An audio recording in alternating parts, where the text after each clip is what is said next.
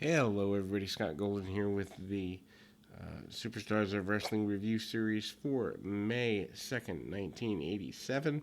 And this is a pretty key time in the history of the World Wrestling Federation for a number of reasons, not limited to the fact that we're right after WrestleMania 3, probably the biggest thing to ever happen in pro wrestling at the time, or maybe ever. I don't know if we'd have what we have for pro wrestling had WrestleMania 3 not taken off. Randy Savage, weeks after losing the Intercontinental Championship, certainly not very happy about that. Losing that about 6 weeks beforehand, complaining about the loss to anyone who will listen.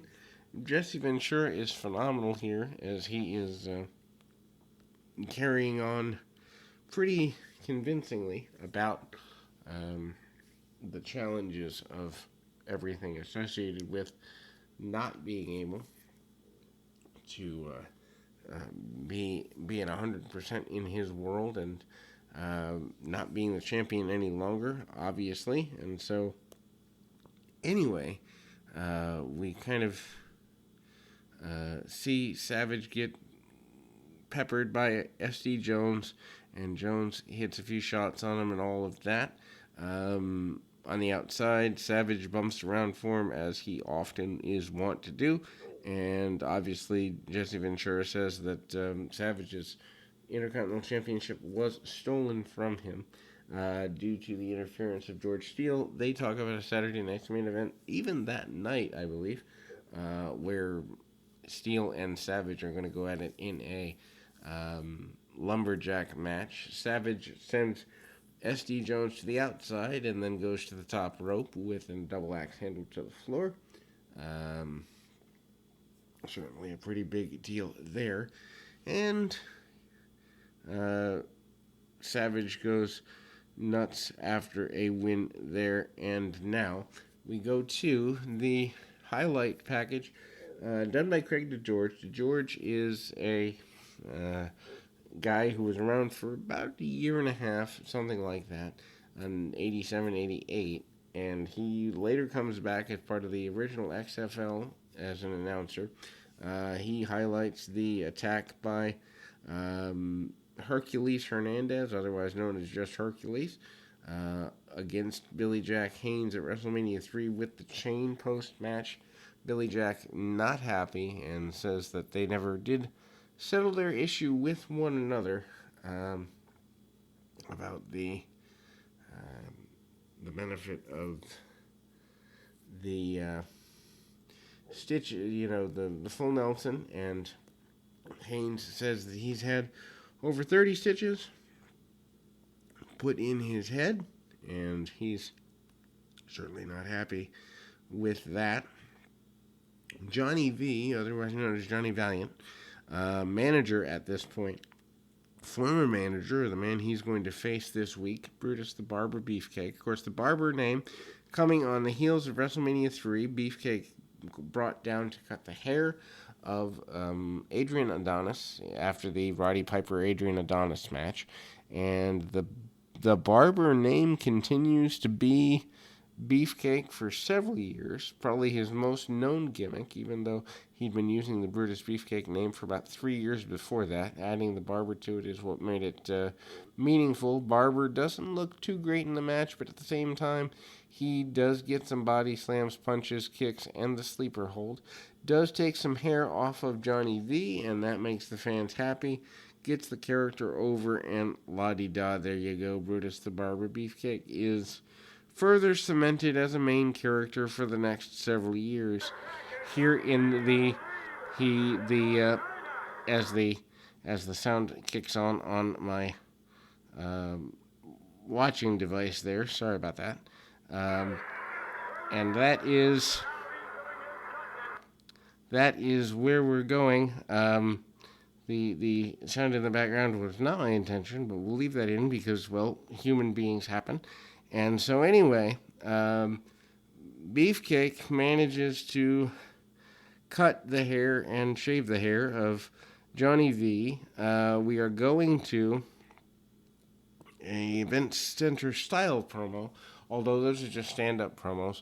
Jake Roberts and the Honky Tonk Man are going to be fighting on that particular evening, I believe, in the Boston Garden. Pretty sure about that. And Roberts has a line in this promo that I love.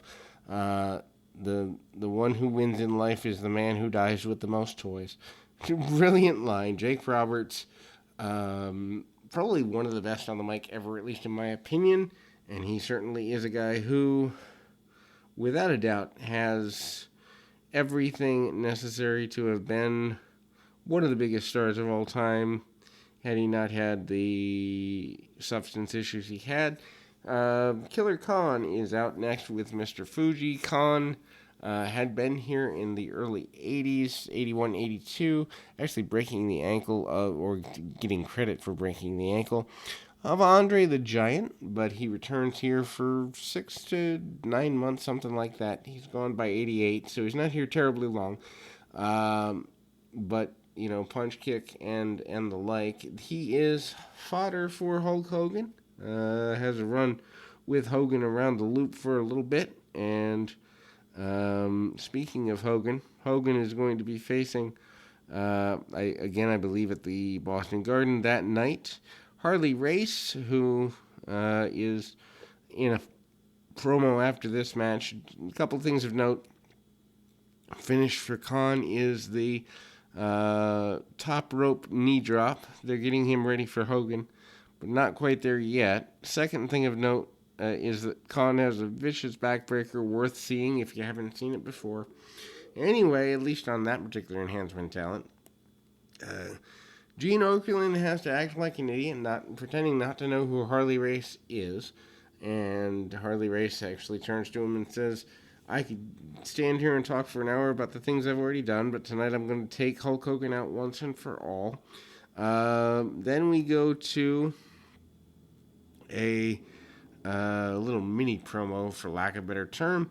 That is with Kamala and Sika. They are teased as teammates. I don't know how long that team lasts because I wasn't watching in 87. This is a couple of years before my fandom began. Rocky Stone and Dusty Wolf are up next, though, as enhancement talent for the following matchup. The match, of course, with the Can-Am Connection. Can-Am Connection, of course, Tom Zink, Rick Martel. Martel, former AWA champion and a pretty big guy. They do a lot of cool stuff for the time period. Martel up and over and around, and kind of gets out of a double wrist lock, double monkey flip, and the like. Tom Zink, never really goes as far as he could go here. He's only here for maybe a year-ish, something like that, before quitting, and he goes to WCW. Never really finds his stride there either.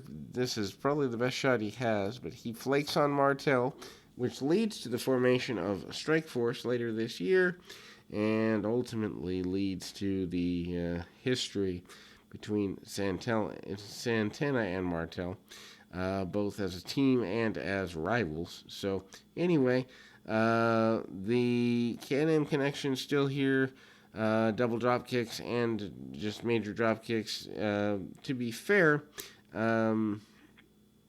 Rick Martel does manage to win with a Boston Crab. Martel looks like $1 million in the act of doing so.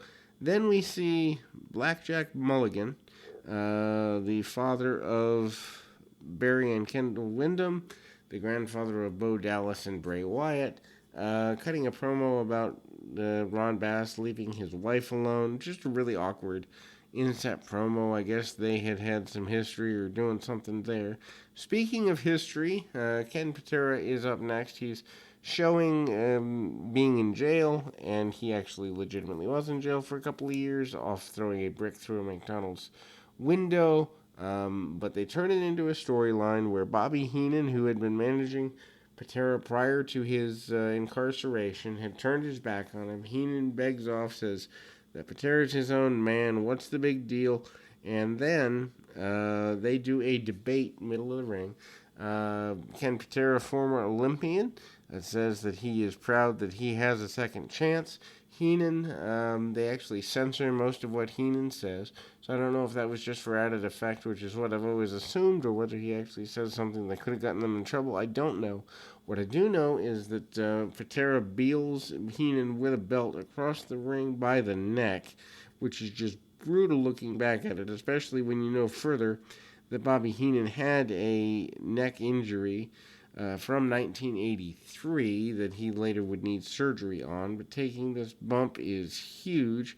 Anyway, we move to another match here before we close the program. We're close to close. Bobby Heenan has been taken out on a stretcher before we get there. Again, if you've never seen this, Heenan doing the whiplash with the belt is just brutal. Worth going out of your way to see this particular angle. And then we go to a match with Adrian Adonis, who has had his head shaved. I didn't know he was here post WrestleMania, so that's news to me, against Jake the Milkman Milliman. Adonis, huge at the time, majorly overweight, but also manages to fight anyway. In any event, he manages to pretty well throw his opponent around and eventually hooks him in a sleeper. Hulk Hogan does an inset promo, once again hyping the Harley Race match for the night, and we are out. And we'll be back with more of these right after this.